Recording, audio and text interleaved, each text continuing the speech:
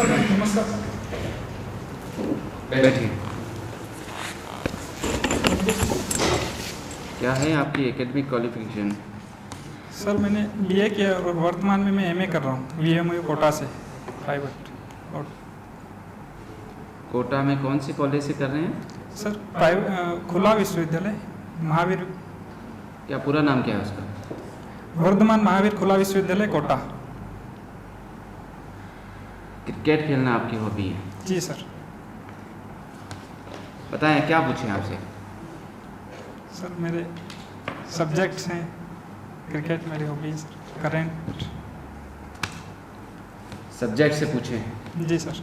आपके ग्रेजुएशन में कौन कौन से सब्जेक्ट्स रहे हैं? सर मेरे ग्रेजुएशन में इतिहास, भूगोल एवं हिंदी साहित्य था। इतिहास, भूगोल और हिंदी साहित्य। जी सर। इन तीनों में से कौन से सब्जेक्ट में से पूछा जाए? सर मैं वर्तमान में एमए में इतिहास कर रहा हूँ, इतिहास एमए, तो उसमें से इतिहासकार, आपके प्रसिद्ध जो इतिहासकार रहे हैं उनमें नाम सुने हैं आपने इतिहासकारों के? जी सर। कुछ नाम बताएंगे? जी सर। बताएं। सर हम मध्यकालीन इतिहासकारों में देखें तो अबुल फजल हैं और आमिर खुसरो हैं, उन्होंने कुछ पुस्तकें लिखी। अभी आधुनिक काल के देखें तो रामचंद्र गुहा हैं। वीर सावरकर ने भी इतिहास की पुस्तक लिखी है। बर्नी का नाम सुना है? जी सर। उनके बारे में कुछ बता पाएंगे? जी सर, वो खिलजी काल के थे, मध्यकालीन इतिहास। और कुछ बताएं। उन्होंने पुस्तक लिखी सर तुगलकनामा। और कुछ बताएं। उसमें उन्होंने एक तो जो पुस्तक लिखी है उसमें उन्होंने अलाउद्दीन की बाजार नियंत्रण व्यवस्था का जिक्र किया है। राजस्थान का इतिहास भी है आपके? जी सर। पीजी में आपके पेपर्स क्या क्या है? पीजी में सर मैं इंडिया फर्स्ट ईयर हो चुका है मेरा, उसमें तो विश्व इतिहास था और अभी सेकेंड ईयर चल रहा है सर, अभी पेपर्स चल रहे हैं उसके।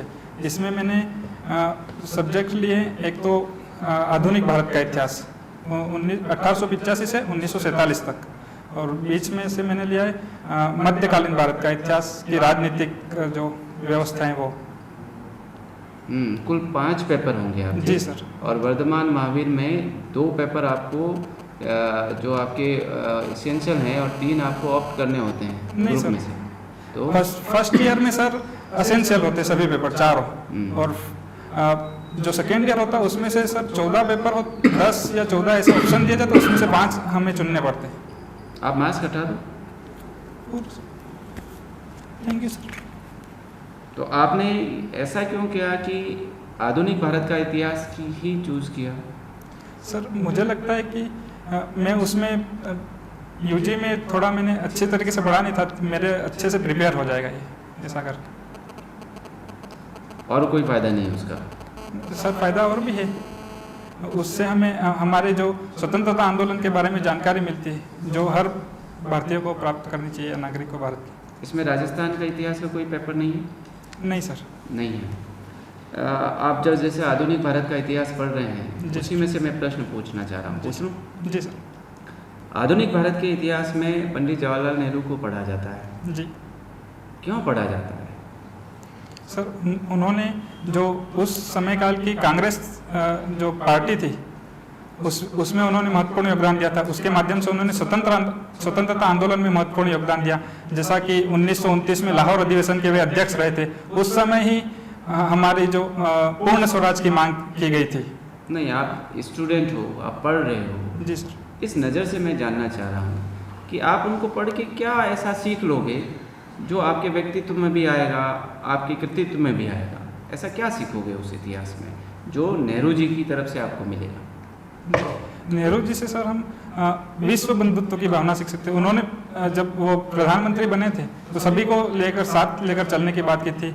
जैसे चीन के साथ उन्होंने पंचशील समझौता किया था, उसमें हम देख सकते हैं उनके वो सिद्धांत। तो इतिहास आपका प्रिय विषय रहा है, तभी तीनों में से आप इसी में कर रहे हैं शायद एमए, है ना? जी सर। अभी पिछले दिनों हम लोग क्या करते हैं, कभी कभी मतलब एक तरह से सोशल ऑडिटिंग करते हैं। तो SIRT में हम लोग कुछ साल पहले हिस्ट्री के ऊपर जब ऑडिटिंग कर रहे थे तो कुछ उसको जेंडर सेंसिटिव होके देखा गया इतिहास को।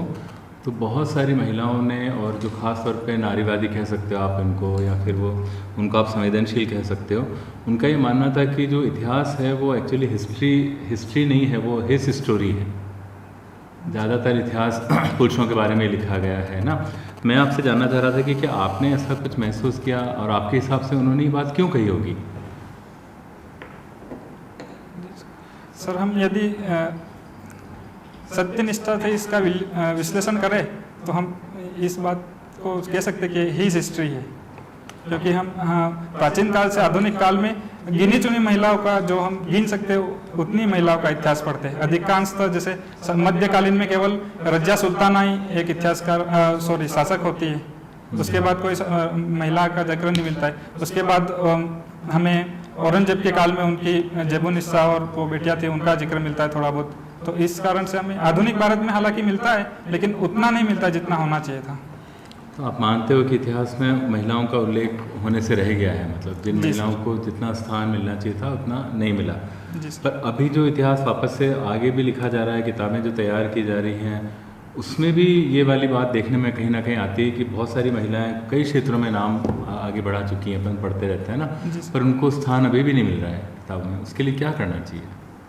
सर, हमें जो सभी इतिहास के सभी पहलुओं को छोड़कर इतिहास लिखा जाना चाहिए, ऐसी हमें शिक्षा पहले से देनी चाहिए। जो इतिहास के स्टूडेंट्स है बाद में जाके वही इतिहास लिखते हैं, तो हम ये कर सकते हैं कि पहले से ऐसी सेंसिटिव जो सभी पहलुओं को छुए ऐसा इतिहास पढ़ाया जाए। पर अभी आपको क्या कारण नज़र आता है कि पहले भी लोगों ने इस तरह से लिखा, आज भी लोग उसी नज़रिए से देखते हैं घटना को और उसी हिसाब से आगे बढ़ाते हैं? इसके पीछे क्या वजह हो सकती है? एक तो सर साक्ष्यों से, जो साक्ष्य पहले से उपलब्ध है उनमें ज़्यादा जिक्र मिलता नहीं है, इस कारण से नहीं लिखा जाता है इस प्रकार का इतिहास। और दूसरा पितृ सत्तात्मक समाज भी इसका एक कारण हो सकता है सर। अच्छा, इतिहास विषय में आप जानते हैं कुछ लड़कियां भी ये विषय लेती हैं? लड़कियां इतिहास लिखती हैं कभी, या महिला कैंडिडेट भी इतिहास लिखते हैं? जी सर। ऐसी कोई महिलाओं के नाम बताइए जो इतिहास कर रही हैं। सर, मैं अभी रिकॉल नहीं कर पा रहा हूँ, मैंने पढ़ा है इतिहासकार? जी, महिला इतिहासकार का नाम मैंने पढ़ा है। अच्छी बात है, ठीक है, थैंक यू। आपने हिस्ट्री में बताया कि आपने मॉडर्न इसलिए ली कि आपको फ्रीडम स्ट्रगल जो है राष्ट्रीय आंदोलन का नॉलेज मिले। राष्ट्रीय आंदोलन पे ही आते हैं। आज 21 मार्च है जी। 2 या 3 दिन बाद का क्या इम्पोर्टेंस है आपके फ्रीडम स्ट्रगल के हिसाब से? 23 मार्च हाँ, क्यों है? फांसी हुई थी किसकी? भगत सिंह, राजगुरु और सुखदेव। बताएं इसके बारे में आपको। जी, ये हुआ था कि उस समय साइमन कमीशन का विरोध चल रहा था, तो उसके कारण पंजाब में ये विरोध चल रहा था। तो वहाँ पर लाला लाजपत राय इसका विरोध कर रहे थे। वहाँ पर एक अंग्रेज अधिकारी ने उनकी मतलब लाठियाँ चलवा दी उन पर, तो उसके कारण उनकी मृत्यु हो गई। तो बाद में जब ये बात भगत सिंह आदि को पता चली, तो उन्होंने जिस अधिकारी ने ये किया था उसको मारने के लिए प्लान बनाया और उसको मारने गए, लेकिन वो अधिकारी जो जिसने मारा था वो उसको नहीं मार सके और सैंडर्स की हत्या कर दी उन्होंने। तो इस कारण उनको फिर बाद में 1931 में फांसी हुई थी। अच्छा, उस समय कोई आंदोलन भी चल रहा था, उससे रिलेटेड कुछ इश्यूज थे? सविनय अवज्ञा आंदोलन। तो फिर उनकी फांसी की और समझौते की जो बहुत आलोचना की गई थी, जी, क्या रीज़न था? उस समय गांधी इरविन समझौता हुआ था मैम, तो वहाँ पर गांधी जी ने इनकी फांसी रुकवाने की बात नहीं की, ऐसी आलोचना की जाती गांधी जी की। गांधी जी ने भारतीय स्वतंत्रता संग्राम के लिए बहुत से आंदोलन किए, तो आप सबसे सफल आंदोलन किसे मानते हैं? मैं सविनय अवज्ञा आंदोलन को ही सबसे सफल मानता हूँ। क्यों? मैं उसमें एक तो वो देशव्यापी हुआ था, असहयोग आंदोलन से भी ज़्यादा बढ़कर हुआ था, और दूसरी बात उसमें महिलाओं को भी सम्मिलित किया गया था, जो कि पहले कभी नहीं हुआ था भारतीय इतिहास में।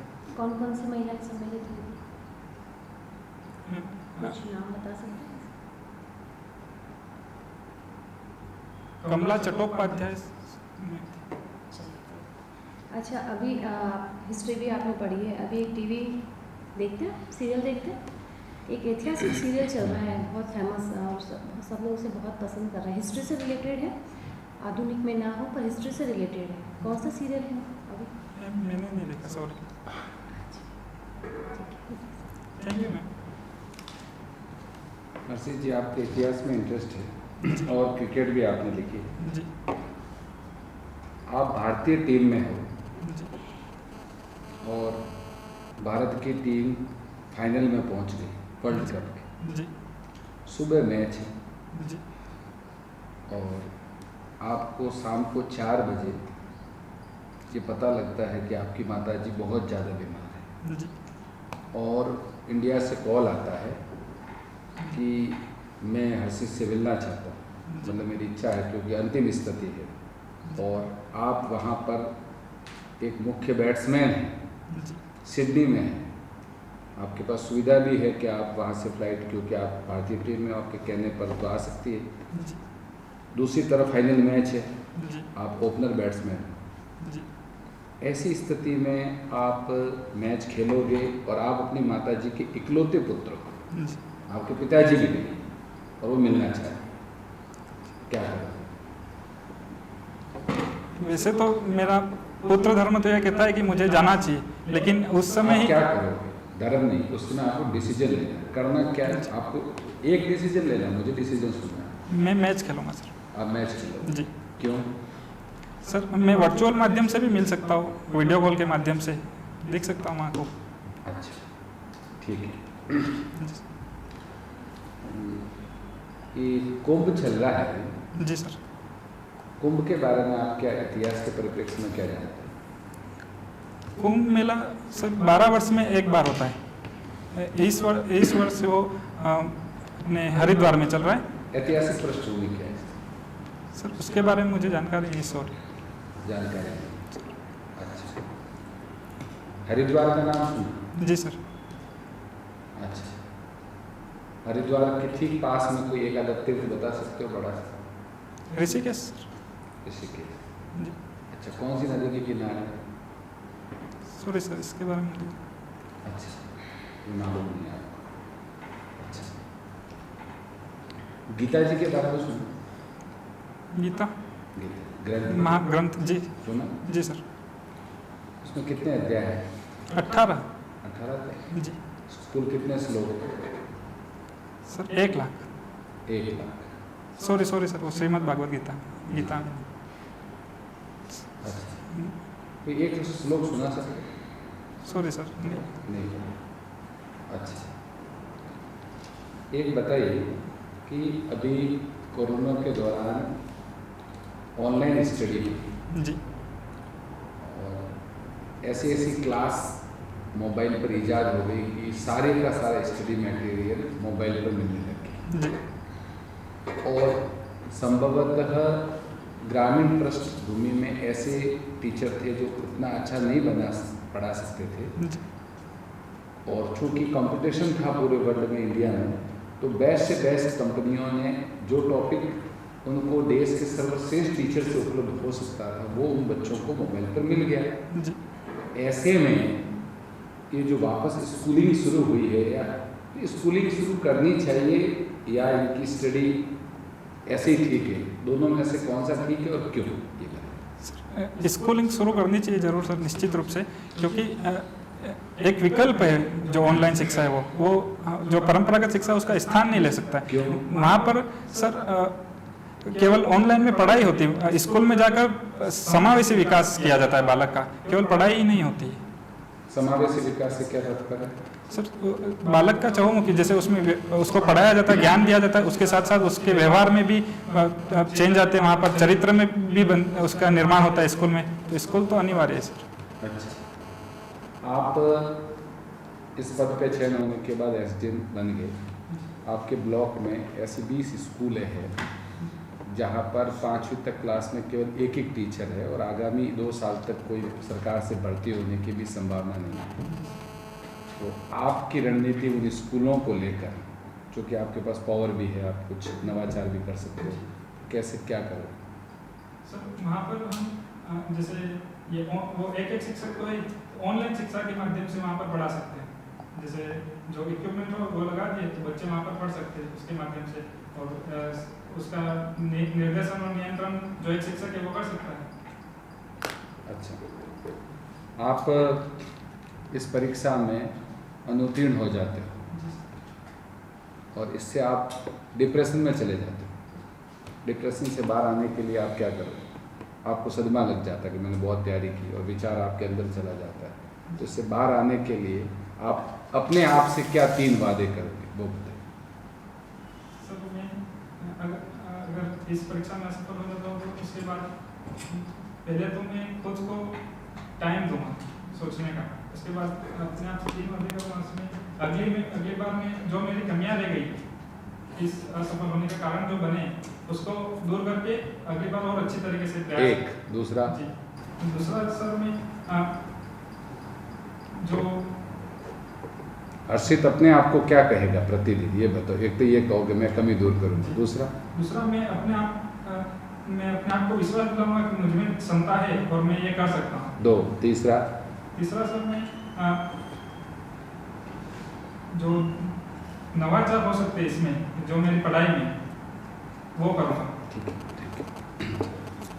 आपने हॉबी लिखी है क्रिकेट खेलना, आपने आरएस में नैतिकता भी पढ़ी है, इन दोनों का आपस में कुछ उदाहरण है ऐसा जहाँ नैतिक चीज़ों को लागू नहीं किया गया और बैड प्रैक्टिस इस गेम में हुई?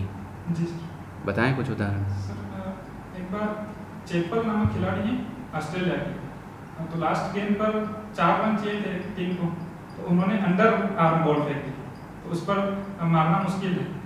ये एक उदाहरण है। अच्छा, और कोई क्या कभी इंडिया की टीम की तरफ से ऐसा हुआ? सर मुझे इसके बारे में जानकारी नहीं है। एक एसडीएम के लिए ये संकल्पना होती है समाज में कि आप एसडीएम बन जाएंगे तो पावरफुल हो जाएंगे, क्या सोचते हैं इस बारे में आप? इसमें सर ये होती है और पावर आते हैं, लेकिन उनका यूज़ पर डिपेंड करता है सर। आपका मानना है कि एसडीएम बनने के बाद पावरफुल हो जाएंगे आप? हमारे अंदर सत्ता आती है सर, और हम कार्य करने की शक्ति भी आती है सर। सत्ता आती है और कार्य करने की शक्ति आती है, तो आप आम इंसान से हट करके एक पावरफुल मैन की तरह ट्रीट करेंगे, उस तरीके से हो जाएंगे। तो क्या संकल्पना क्या है आपकी कि आप एसडीएम बन जाएंगे, फिर आपके व्यवहार में क्या परिवर्तन होने वाला है? सत्ता आ जाएगी आप में, पावर आ जाएगा, क्या होगा ऐसा व्यवहार में परिवर्तन? इनका सर मैं जड़ों से जुड़ा हुआ रहूँगा और उसके साथ प्रयोग जो मेरे अधिकार है और मेरे पास शक्ति है, उनका मैं आम जन के हित में प्रयोग करने के बारे में। कैसे करेंगे? जैसे सर मैं शिक्षा के क्षेत्र में कार्य करना चाहता हूँ ज़्यादा, उस क्षेत्र में मैंने सर एक योजना भी बनाई है, क्या मैं बता सकता उसके बारे में? शिक्षा के क्षेत्र में बताएं खुल के बताएं। जी sir, minimum level of learning के बारे में सर मैं ये नवाचार करना चाहूँगा कि हर कक्षा, जैसे 5वीं कक्षा तक के स्तर के बालक को इतना तो आना ही चाहिए, 3री के बालक को इतना आना चाहिए, 8वीं के बालक को इतना तो आना चाहिए। इसे सर शिक्षा के प्रतिफल के नाम से भी जाना जाता है। एसडीएम बन के तो ये काम नहीं कर पाओगे आप, आपको तो फिर डीओ बनना चाहिए ताकि आप जिले में शिक्षा अधिकारी के रूप में पूरे जिले में चला सको इस काम को, या फिर आप डायरेक्टर बनिए, यूपीएससी करिए, ताकि आप पूरे स्टेट के एजुकेशन सिस्टम को कुछ अपनी इच्छाओं के अनुसार इस नवाचार में ढाल सको। एसडीएम बन के तो आप ये काम नहीं कर पाओगे।